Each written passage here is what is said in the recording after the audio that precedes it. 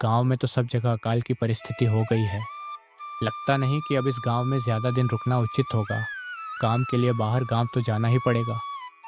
भूषण काम की तलाश में दूसरे गांव की ओर निकल पड़ता है। चलते चलते वह विजयपुर गांव में आ जाता है।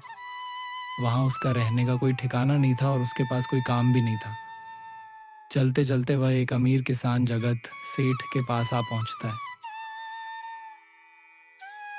सेठ जी, मैं भूषण दूसरे गांव से आया हूँ। हमारे गांव में अकाल की परिस्थिति हो गई है। लोगों के खेत सूखे पड़े हैं। गांव में बूंद बूंद पानी के लिए लोग तरस रहे हैं। अगर मुझे आपके पास कुछ काम मिल जाएगा तो बहुत कृपा होगी बड़े भाई। अरे रे रे, लगता है तुम्हारी हालत बहुत खस्ता हो गई है। ठीक है, वैसे मेरे पास एक काम तो है, पर लगता नहीं कि तुम वो कर पाओगे। सेठ जी, आप चिंता ना करें। मुझे आप कोई भी काम दे सकते हैं। मैं वह काम पूरी मेहनत और ईमानदारी से करूंगा। अच्छा ठीक है भूषण, तो कान खोलकर सुन लो। मेरे पास 50 गाय और 50 भैंस हैं। तुम्हें हर रोज उनका गोबर निकालना होगा और सुबह शाम उन्हें चारा पानी देना होगा। महीने के आखिर में तुम्हें 200 रुपये मिलेंगे और 2 वक्त का खाना भी हमारी तरफ से मुफ्त मिलेगा। बोलो, क्या तुम यह काम कर पाओगे? काम मुश्किल था, लेकिन भूषण के पास कोई और रास्ता भी नहीं था। ठीक है सेठ जी, मैं यह काम कर लूंगा। पर एक विनती है, अगर आपको समस्या ना हो तो क्या मैं आपकी गौशाला में रह सकता हूँ? मैं इस गांव में नया हूँ, मेरा कोई ठिकाना नहीं है। जगत सेठ थोड़ी देर सोचता है, भूषण को ऊपर से नीचे तक देखता है। ठीक है भूषण, तुम गौशाला में रह सकते हो। जी धन्यवाद सेठ जी। तब से भूषण गौशाला में रहकर ईमानदारी और मेहनत से काम करने लगा। रोज सुबह जल्दी उठता, गोबर साफ करता, चारा डालता और समय पर पानी पिलाता। जगत सेठ को भूषण का काम बहुत पसंद आने लगा।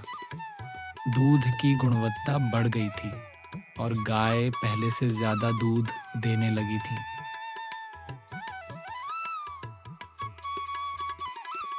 भूषण, मुझे तुम्हारा काम बहुत पसंद आया है, इसलिए आज से तुम्हारी तनख्वाह 400 रुपये कर दी जाती है।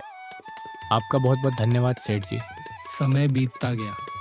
भूषण ने कुछ पैसे जमा कर लिए और अपने लिए एक छोटी सी कुटिया बना ली। लेकिन गांव में चोरी बढ़ गई थी। भूषण को अपने पैसों की चिंता सताने लगी। सेठ जी, मेरे पास कुछ पैसे जमा हैं। दिन भर घर खाली रहता है, मुझे चोरी का डर लग रहा है। ऐसे में एक ही जगह सुरक्षित है, जमींदार का घर।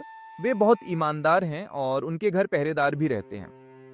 भूषण जमींदार के पास जाता है और 5,800 रुपये उसके हवाले कर देता है। चिंता मत करो भूषण, तुम्हारे पैसे पूरी तरह सुरक्षित रहेंगे।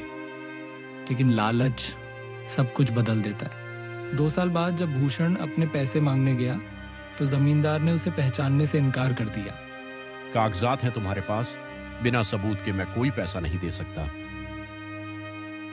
भूषण गिड़गिड़ाया, लेकिन बदले में उसे डंडों से पिटाई मिली। जब ये बात जगत सेठ को पता चली तो उन्होंने एक चाल चली। जगत सेठ भारी रकम लेकर जमींदार के पास पहुंचे। लालच में अंधा जमींदार तुरंत मान गया। तभी भूषण वहां पहुंचता है। मुझे कुछ महीनों के लिए बाहर जाना है, को क्या आप मेरे पैसे संभाल लेंगे? लालच में अंधा जमींदार तुरंत मान गया। तभी भूषण वहां पहुंचता है। अरे भूषण, अब याद आया, तुम्हारे सारे पैसे अभी देता हूँ। भूषण को उसके पूरे पैसे मिल जाते हैं। सेठ जी, अगर आज आप ना होते तो मेरी सारी मेहनत की कमाई वो जमींदार हड़प लेता। जो मेहनत और ईमानदारी से कमाता है, ऊपर वाला उसका साथ जरूर देता है, और जो लालच करता है उसका अंत हमेशा बुरा होता है।